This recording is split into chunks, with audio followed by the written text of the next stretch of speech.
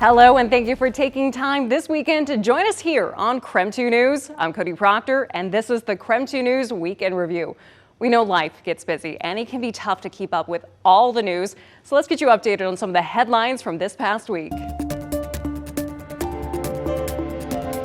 I spoke with Congressman Baumgartner ahead of his town hall at Whitworth University tonight. He says he's excited to hear from constituents across eastern Washington, and he is likely to get an earful if past experience is any indicator. This is video sent to KREM 2 News of Baumgartner's town hall this morning in Ritzville, which was often interrupted by angry outbursts. It is the congressman's 7th town hall, but the first in Spokane since the Trump administration began taking sweeping action across the federal landscape, including firing thousands of government workers and a contentious stance on the Russian-Ukraine war. Baumgartner is one of few Republicans still holding public discussions. Politico reports the chair of the National Republican Congressional Committee actually directed lawmakers to stop holding these in-person meetings. You know, we want to do them. I think everybody wants to do them. Sometimes some of the protests get so angry and so rude that folks aren't able to do them safely. I worry a lot about the partisan divide in America and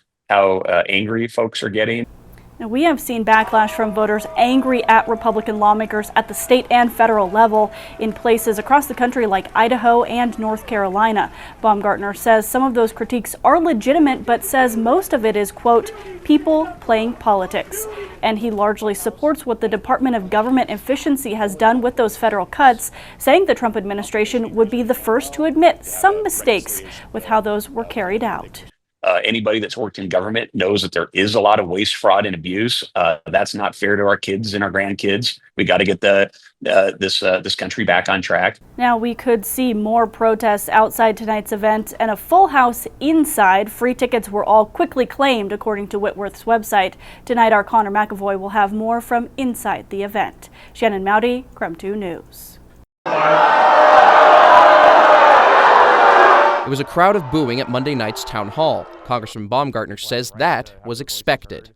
You know, obviously there are a lot of interruptions, a lot of rude behavior, and, you know, I knew I'd be walking into a room with about 99% of the folks that hadn't voted for me. Many at the town hall voiced their disagreement towards his support of the Trump administration, which has supported cutting Medicare, Medicaid, and dismantling the Department of Education.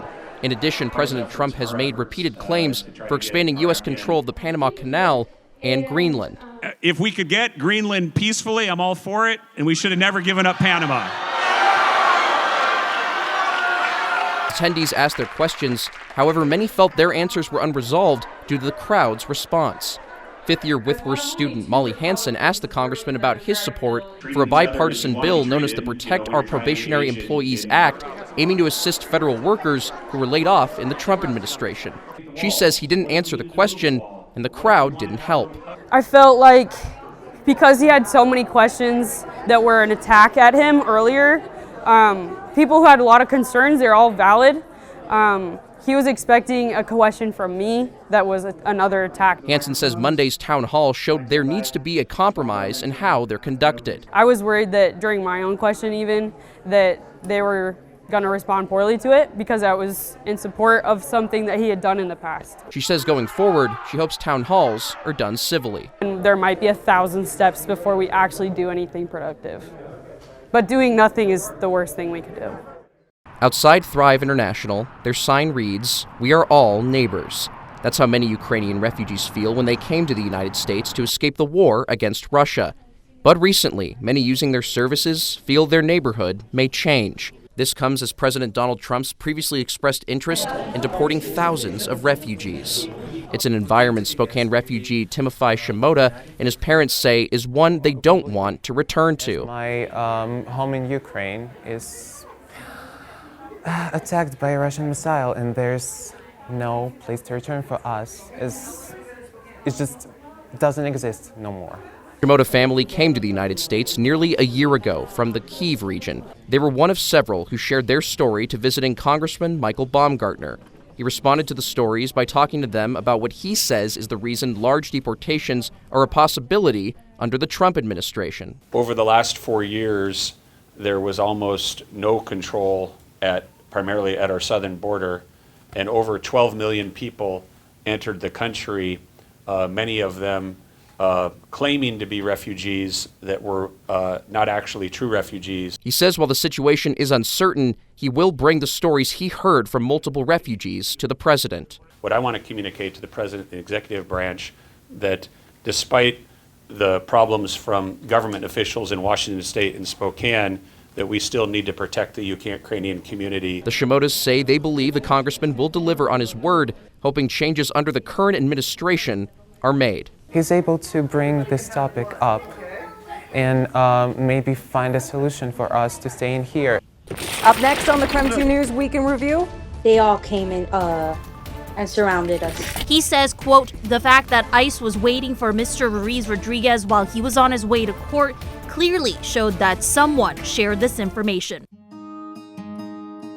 As we go to break, here's a check of your weekend forecast.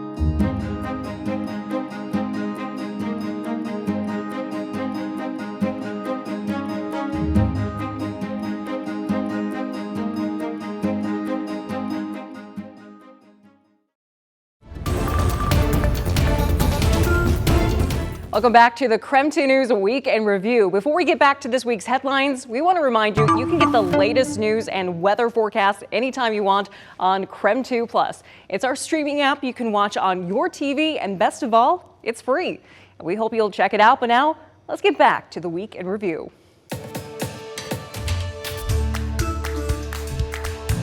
The law they're alleging the sheriff's office broke is the Keep Washington Working Act. It prevents local law enforcement agencies from sharing immigration information and collaborating with federal ICE agents. On March 10th, it was near this intersection in Spokane Valley where ICE agents stopped Jason and Cesar Ruiz Rodriguez, two undocumented workers from Nicaragua. Jason's wife, Kayla Somariba, who was also in the car, says they were on their way to their court hearing related to criminal harassment charges when the agents surrounded their van. They stopped us 2 blocks away from our house. It was like they were waiting for us to pass because it was right when we turned, they all came in and surrounded us. In the video, you see agents breaking the windows as they try to pull the men out of the car. Last week, law enforcement analysts said what the agents did wasn't against the law because they had probable cause to arrest the men. Oh my God! Somariba says she thinks the agents used excessive force. You know, they're tasering him and, you know, just doing stuff that it's like, why are you guys being so, you know, so brutal? She also got suspicious that local cops must have been involved. The ICE agents knew where they would be, when they would show up, and exactly who was in the car. They specifically, Jason and Cesar need to get out of the car. So they knew who was going to be in the car at what time. This caught the attention of Kyle Madsen, Jason's attorney in his criminal harassment case. He says, quote, the fact that ICE was waiting for Mr. Ruiz Rodriguez while he was on his way to court clearly showed that someone shared this information. In the discovery I received, there were reports from certain sheriff's officers, investigative analysts, detailing conversations they had had with various federal agencies.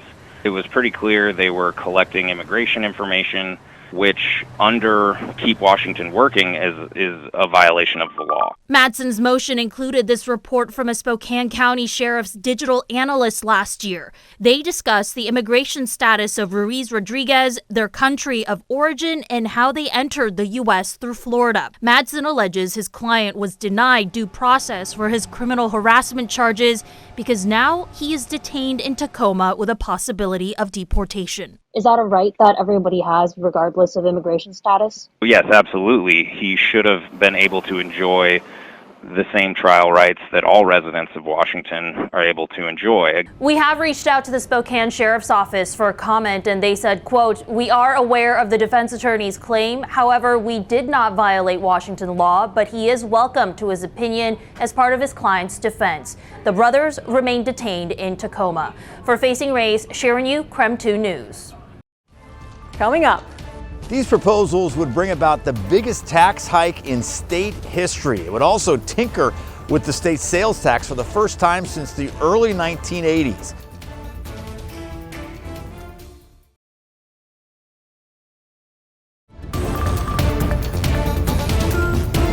Thank you for watching the KREM 2 News Week in Review. I'm Cody Proctor. It's been a busy week all across the Inland Northwest, so let's help catch you up on some stories you might have missed. Here's an update from Olympia, where Washington lawmakers are in session. These proposals would bring about the biggest tax hike in state history. It would also tinker with the state's sales tax for the first time since the early 1980s. But the Democrats behind it say it's time for an overhaul. Here, then we got 2 facts. The list of new taxes would support everything from schools to public safety.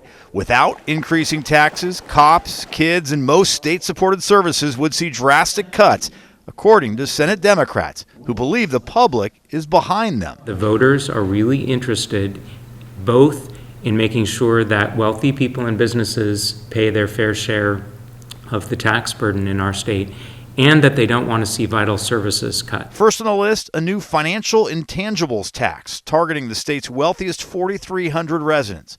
Senate Democrats also proposed a large employer payroll tax, similar to Seattle's Jumpstart tax, impacting the 5,000 largest companies statewide. The current 1% property tax cap would go away for local and state governments. Instead, they could rise as high as population growth and inflation. The state's sales tax would be cut by 0.5 percentage point under the Senate Democrats' package. Many would acknowledge, even the wealthiest among us, that our tax code is deeply, deeply unfair. State Senator Noel Frame says increasing taxes on the state's wealthiest investors will not send them out of state. We have the talent they need. We have the beautiful natural resources that they love. We are continuing our commitment to invest in our public schools and other public institutions that matter. That is why people want to live here. In total, you're looking at about $18 billion of taxes over the 4-year period. It is the largest tax increase in our state's history by far, bar none. Republican Senator Chris Gildon says the budget can be balanced without any new taxes or deep cuts. He says going after the richest Washingtonians is a bad idea. They can very easily come visit Mount Rainier whenever they want to. They have a house somewhere else. They have choices. I think capital flight is a very real risk under this proposal. There still would be cuts under the Senate Democrats' budget proposal. We are expecting to see full budget proposals from the House and the Senate on Monday. In Olympia, Drew Mickelson, King 5 News. Here's an update from Boise, where Idaho lawmakers are in session. Every summer, we're burning more and more acres, and it's a devastation that we just cannot live with. Following a wildfire season Idaho's governor says was the worst in decades, lawmakers advanced a bill expanding state authority to fight fires on federal lands, which make up about 61% of Idaho's total land area. When there is a lightning strike in one tree, instead of sitting around for 5 or 6 days until the fire grows and grows and grows before they go to put it out, we can just send IDL out to put the fire out while it's still burning the one tree. The bill allows for Idaho to intervene on federal lands where a fire is burning out of control or without adequate precautions. If it affects the health, safety, and lives of our citizens, then it's within our power to do something. So that's what we are using here. The governor would be able to, if he wants, it says may, the governor could declare an emergency and order state resources to go put out a fire before it becomes catastrophic. For Dar Moon, a geological engineer in Stanley, he thinks this would have prevented the spread of the Wapiti fire. My son and I were traveling from Stanley, where we live, to Boise, on July 24th when the Wapiti fire started, and there was just a little smoke. The Forest Service had closed off the access road to Grand Jean there. We were in Boise for about a week and came back and nothing, same deal. There were a few Forest Service trucks.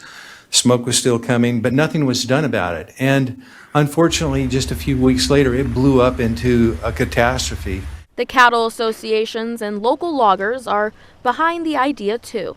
And the Idaho Farm Bureau says it's about more than just the forest. The Department of Ag provided some pretty graphic photos that we were able to acquire of cattle that had been burned up in those fires. And it really is an issue of animal welfare when it comes to not only wildlife, but livestock that are on these public grounds. According to the bill, the Attorney General must prosecute these cases to recover the local funds used to fight the wildfires. But that's not a guaranteed reimbursement. How successful do you think we'll be? Representative Boyle.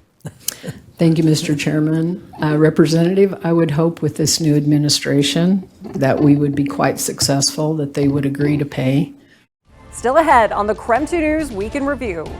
It's been really great that Spokane took to the store.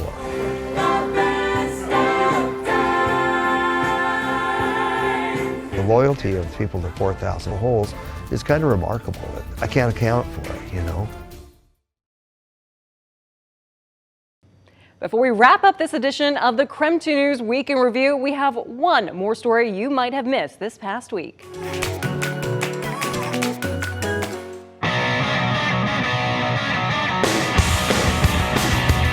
I just want to, I guess thank everybody for, keeping the store alive. I was able to make a living out of it, have my house, everything in my life we've gone and happened. So it's been really great that Spokane took to the store.